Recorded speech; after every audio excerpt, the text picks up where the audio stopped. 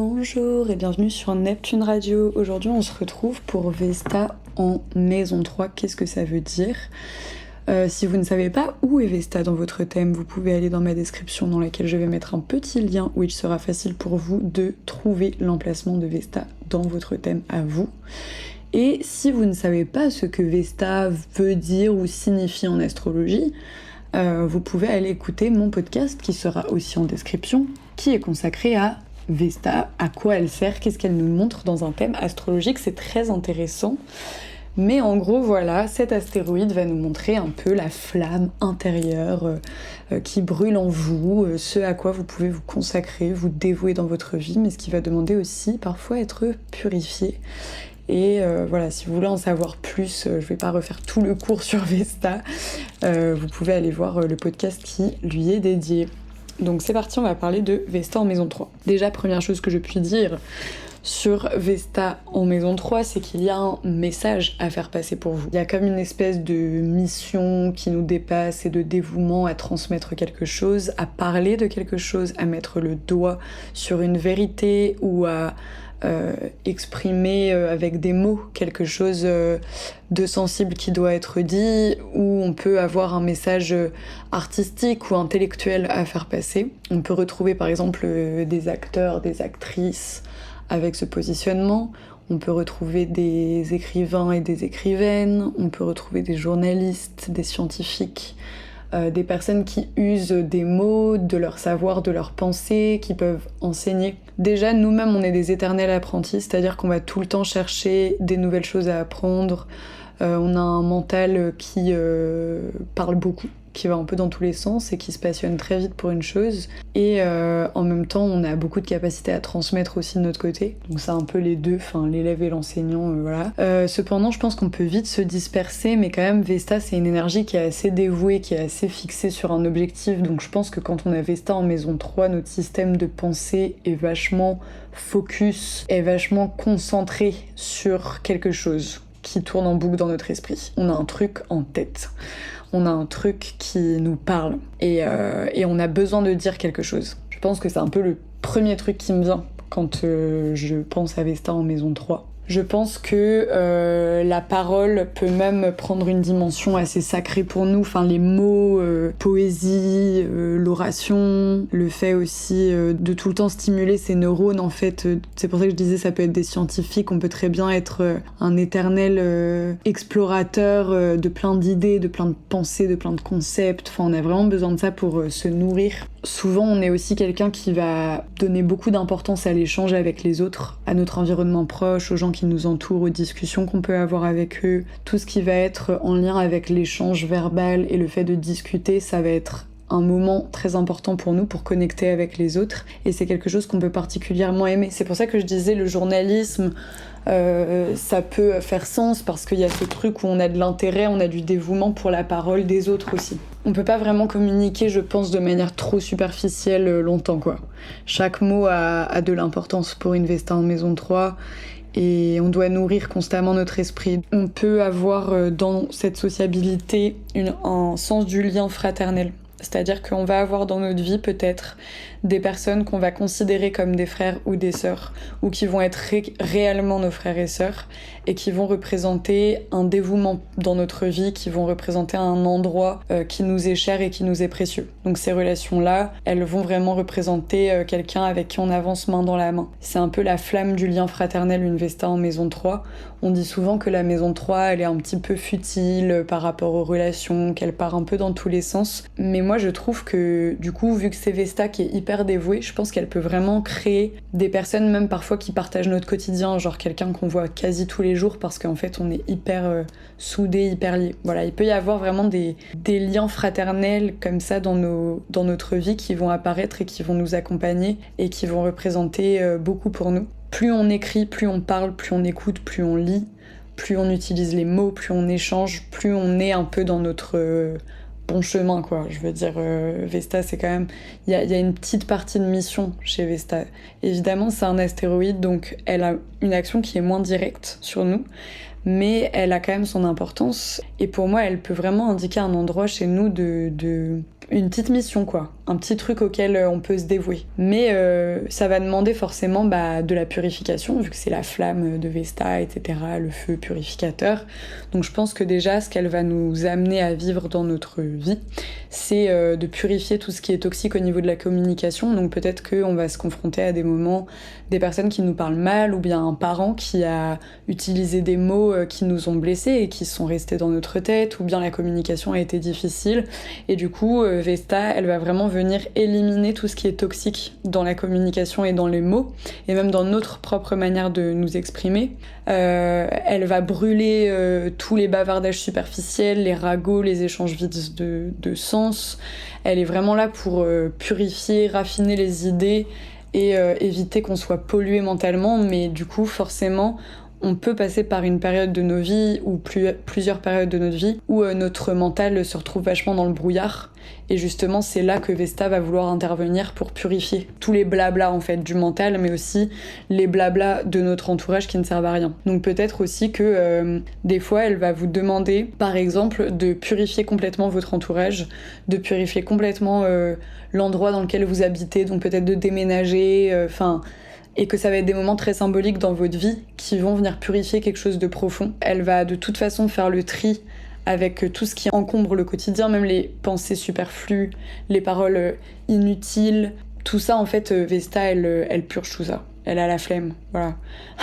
Elle est là aussi pour nettoyer des schémas qu'on a depuis l'enfance et qui se répètent dans notre tête. Genre, par exemple, des petites voix qui vont nous dire ceci ou nous dire cela. Vesta, elle va vous apprendre, en fait, à un peu vous concentrer dessus. Et dire à ces petites voix que les écouter, les entendre, mais à un moment donné, il va falloir les laisser partir. Et je trouve que c'est un aspect très profond, en vrai, Vesta en maison 3, parce que vous voyez, la maison 3, c'est un peu la manière dont vous pensez le monde aussi, enfin, votre manière de penser, votre manière de parler, d'intellectualiser la vie. Et Vesta, elle est hyper passionnée, elle est très mystique, elle est très sacrée. Pour moi, vous avez vraiment quelque chose à donner, vous avez vraiment un message à transmettre. Donc à vous de voir lequel. Je pense que du coup, il faut vraiment aller se concentrer, parce que Vesta, elle nous invite à se focus et vraiment à se concentrer sur une seule et même chose.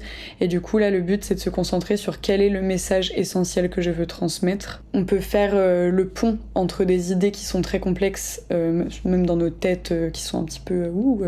voilà, c'est assez puissant ce qui se passe dans notre tête. Et transformer ces idées complexes en expression brute. Donc, elle peut être artistique, mais ça peut être aussi dans autre chose, l'expression. Une vérité brute, l'essence d'un message, et elle va nous faire peut-être affronter le mensonge aussi dans notre vie. Peut-être que nous-mêmes, on va des fois mentir, peut-être qu'on va se confronter à des gens qui nous mentent, et Vesta, elle va vraiment nous obliger à rester focus sur l'essentiel.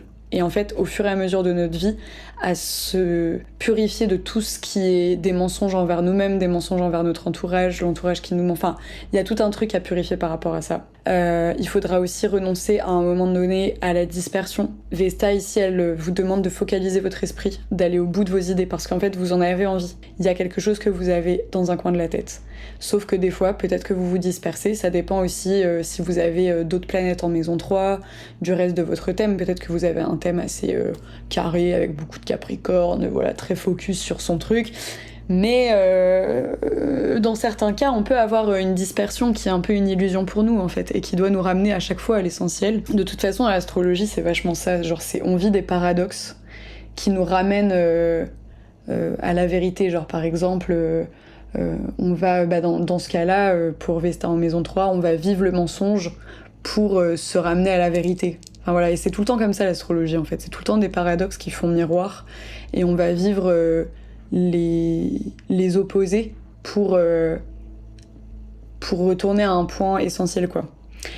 Donc, bref, on peut aussi incarner un service à travers la parole, l'enseignement, l'écriture. Ça peut être aussi l'accompagnement scolaire, par exemple, ou intellectuel. On a envie de donner du sens aux idées, on a envie de créer des ponts de compréhension pour les gens. Il peut y avoir une dévotion très forte à une formation dans notre vie, à des cours, à des lectures qui sont pas des activités ordinaires pour nous et qui vont être vraiment des pratiques dévotionnelles. Genre, je sais pas, j'ai besoin de ma petite bougie, d'être chez moi et de lire mon bouquin sur tel domaine que je maîtrise de ouf et là je vais être dans mon meilleur élément quoi.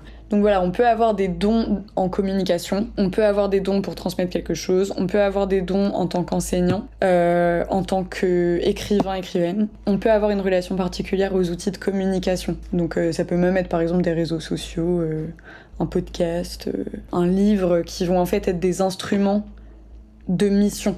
Pas juste un divertissement. Enfin, il y a vraiment une mission au cas où vous n'avez pas compris, et je le répète pas assez, mais au niveau de l'expression. Les petits pièges qu'il peut y avoir sur votre route, ça peut être le côté, du coup, le mensonge, je pense, et aussi le mutisme. Tellement mettre d'importance à ce qui est dit qu'au bout d'un moment, on est muet, on n'arrive plus en fait. On dit plus, on cache.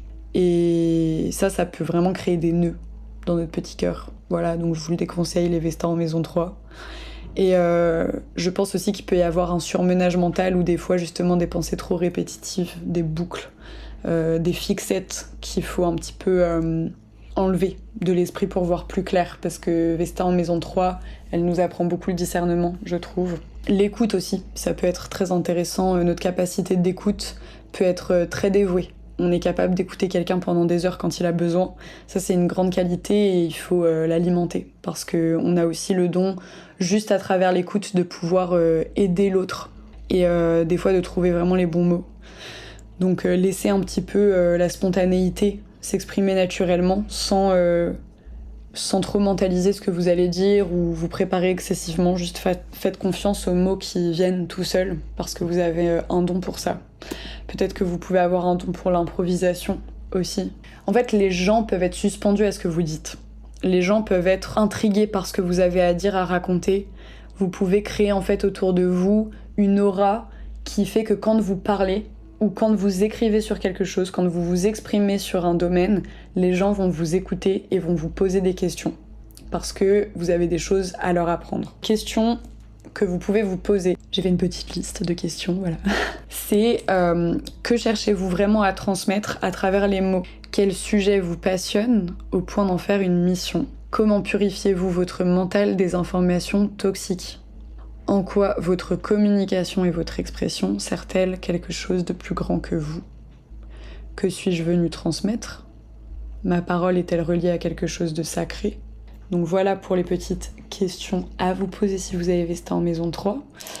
On peut retrouver des fois des personnes qui sont des enseignants, des conférenciers, des formateurs dans un domaine spécifique, des personnes qui écrivent des livres, des blogs, des articles, des journalistes, des investigateurs au service de la vérité. On peut avoir aussi des personnes, des traducteurs, des traductrices par exemple, ou des personnes qui font de l'animation culturelle aussi. Il peut y avoir des trucs comme ça. Du coaching en communication aussi, on peut travailler dans la com. C'est des options, hein, voilà, à voir avec le reste du thème.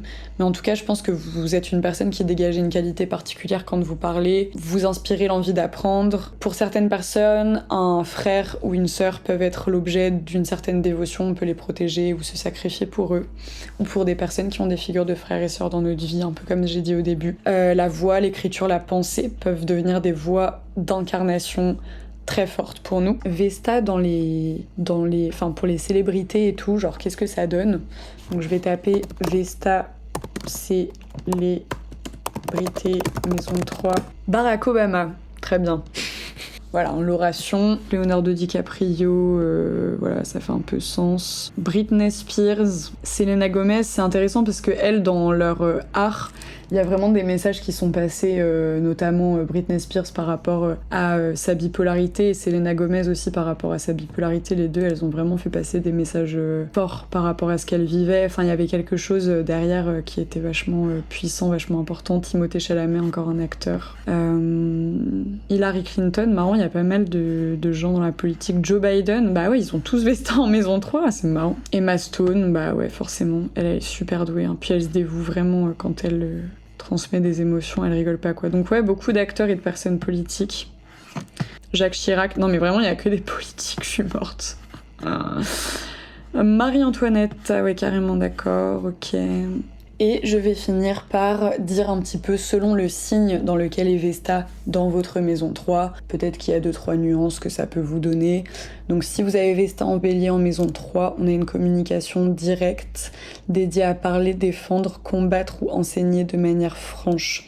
Et oser trouver les bons mots et taper là où la vérité est crue. Vesta en Taureau en maison 3, parole posée, durable, transmission de sagesse ancestrale parfois ou d'un rapport à la nature ou d'une connaissance de son environnement. Vesta en Gémeaux en maison 3, là on a vraiment beaucoup de curiosité, un grand message et des vérités à faire passer, beaucoup d'intelligence. Vesta en Cancer en maison 3, on a une communication qui est nourrissante, une transmission émotionnelle et protectrice. Vesta en Lion en maison 3, expression créative, dévotion à travers l'écriture, la parole, l'enseignement, la scène. Et on doit se mettre en scène et en avant, capacité d'orateur, d'oratrice. Vesta en Vierge en maison 3, perfectionnement des détails dans la communication, science des mots, apprentissage effronté.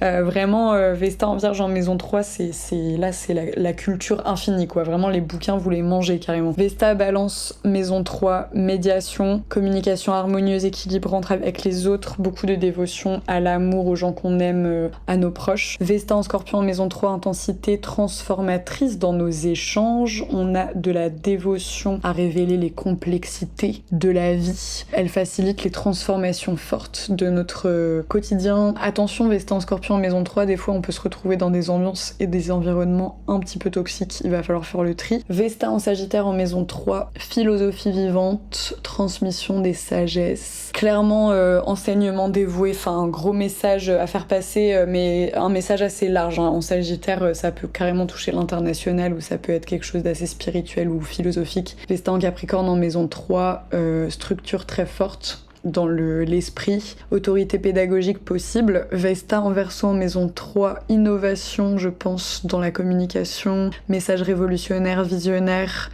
parler à des groupes, voire à l'humanité, hein, allons-y franchement. Vesta en Poisson en maison 3, là on a une communication dédiée à transmettre des messages d'empathie ou de spiritualité, ou bien qui peut être lié par exemple à des domaines comme la musique ou la peinture. On va s'exprimer d'une manière un peu différente, un peu abstraite. Donc voilà.